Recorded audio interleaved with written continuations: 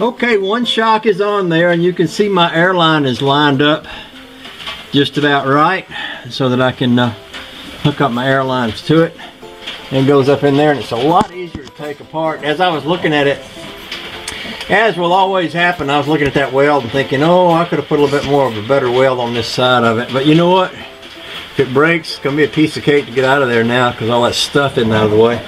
I did have to relocate this brake line because it was sitting right there where it would pinch between that axle and that shock, and I didn't want to have the shock wear a hole in the brake line. There was a little screw in it that held it in place, and I just popped that screw out and relocated it slightly. I think that's just fine. So now I get to go the other side and see, it's got the same deal. There's a little screw right there that holds that line in place, and I may have to relocate that. We'll see. We can if we need to because we have the technology. That's all I'm saying.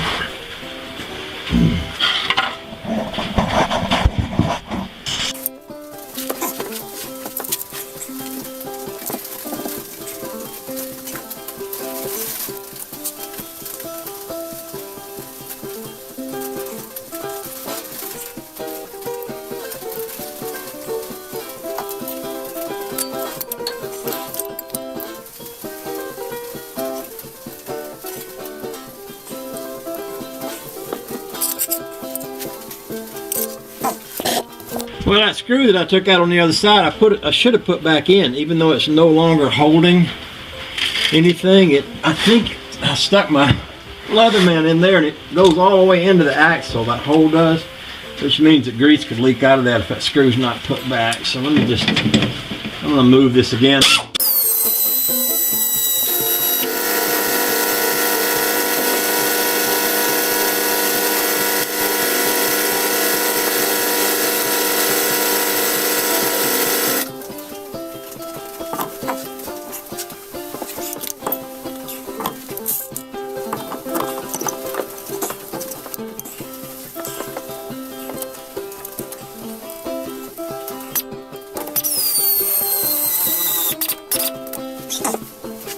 There, I got that back in there now. Let's do this side. I think I get this side done. I'll probably call it a day. As a friend of mine that may or may not be coming over, he's a photographer. His name's Jeff. He wanted to take some pictures of the signage on the front of the garage.